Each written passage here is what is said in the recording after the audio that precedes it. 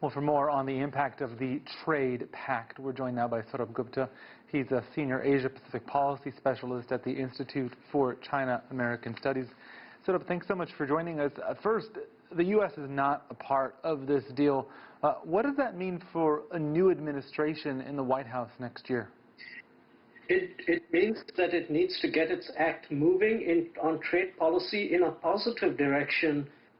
Too many of the actions of the last 4 years have been in a negative direction, unilateralist, protectionist, raising barriers.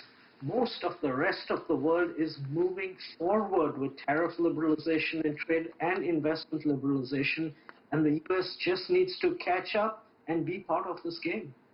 An editorial in the Global Times notes that the RCEP sends out the message that Asian countries do not want to choose sides between the U.S. and China. Do you agree with that assessment? Yes, I do agree with that assessment.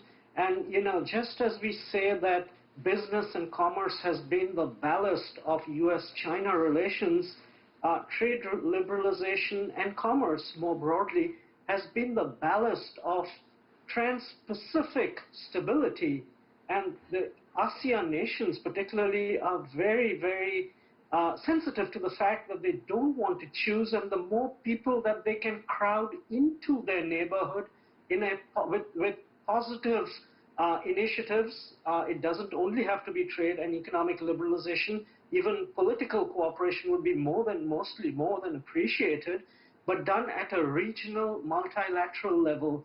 And I think everybody will be happy, whoever has hopes and aspirations for a more integrated, peaceful, and prosperous Asia.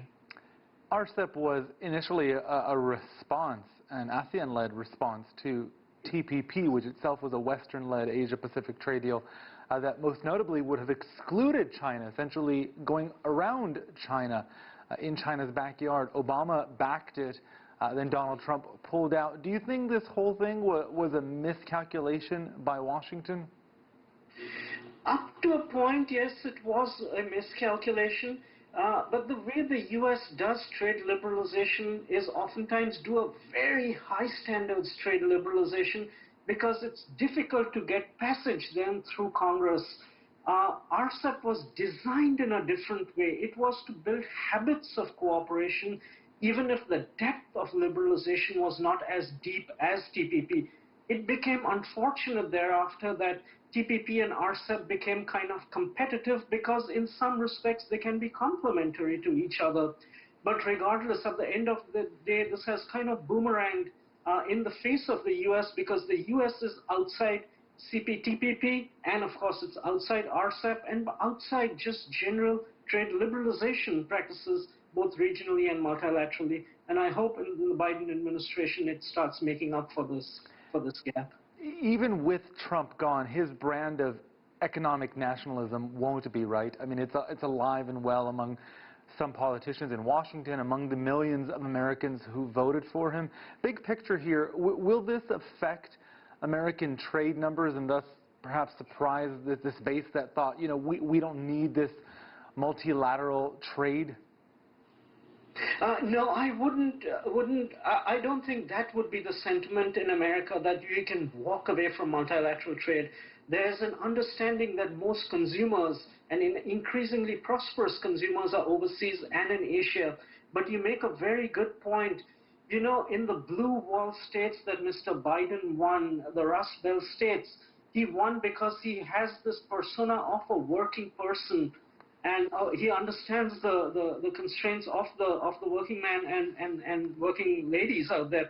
And so their politics has been, unfortunately, more protectionist than mercantilist. So while they do want to sell into these markets in Asia, they're not as willing to compete with them in terms of many import areas. And that is going to be a very, very difficult divide for Mr. Biden himself to confront. And I foresee him giving up part of his pro-market free trade habits and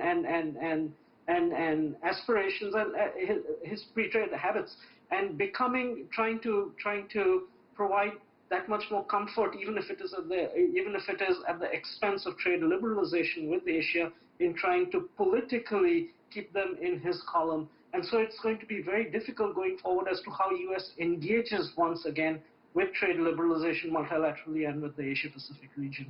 A calculation for Biden in the coming years. Sourabh Gupta, thanks so much for joining us. You're most welcome.